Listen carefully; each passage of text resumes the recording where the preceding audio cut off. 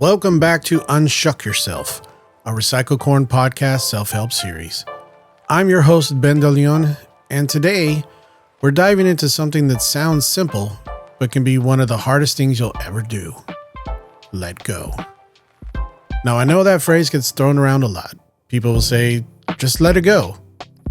Hell, Disney even made a whole movie soundtrack around that phrase. Some say it as simply as if it's as easy as putting down your keys on the counter. But the reality is, letting go isn't easy. We hold on to things for a reason. Old hurts, past mistakes, toxic relationships, regrets, even the image of who we thought we'd be by now. Here's the thing though, holding on doesn't protect us. It only weighs us down. As Buddha said, you'll only lose what you cling to. So today, I want to invite you to loosen your grip, to consider what might happen if you let go, not as a loss, but as a gain. Because every time you let go of something heavy, you create space for something better. Why letting go matters? Well, letting go creates peace. When you're not replaying the past or trying to control the uncontrollable, your mind finds rest. Letting go creates freedom. You stop being chained to the what ifs and start living in the what is. Letting go creates growth. New chapters can't begin if you're still stuck reading the last page. Think about this. How much of your energy right now is tied up in something you can't change? You can't start the next chapter of your life if you keep rereading the last one. Let that sit with you. Peace, freedom, growth, all of them live on the other side of letting go. Well, what are the myths around letting go? Well, myth number 1, letting go means giving up.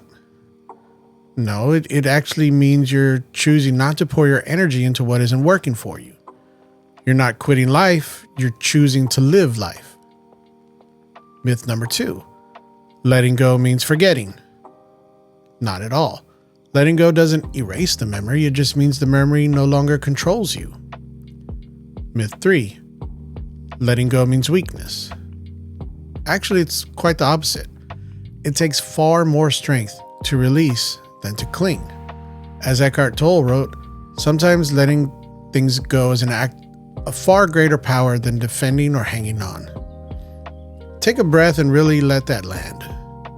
Strength, choice, power. That's what letting go really is about. Well, how do I start letting go? Here are some practical ways to practice the art of release. Acknowledge what you're holding on to. Name it. Names give power. Say, I'm holding on to this grudge, or I'm still clinging to that dream. Awareness is step 1. Number 2, ask, is this serving me? If it steals your peace, drains your energy, or keeps you stuck, maybe it's time to reconsider. 3, shift your focus. Every time the past resurfaces, gently redirect to the present. You don't have to wrestle it, just refocus. 4, replace it with something better. Letting go is easier when you're moving towards something new. A goal, a practice, a healthy habit. 5, give yourself permission. Sometimes we just need to hear it's okay to let go. It doesn't make you cruel, it doesn't make you careless, it makes you free. Remember this, letting go isn't about empty hands, it's about open hands, ready to receive what's next. So take a moment now and ask yourself, what's the one thing you've been carrying that's just too heavy? Is it resentment towards someone who hurt you?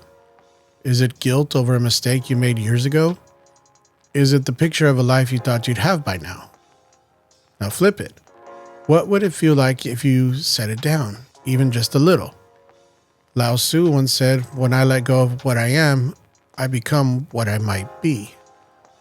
Think about that. By letting go of the weight, you're not losing yourself, you're finding yourself. Thank you for joining me today on this episode of Un-Shuck Yourself. If this episode spoke to you, I hope you'll share it with someone who might need the same reminder that it's okay to let go.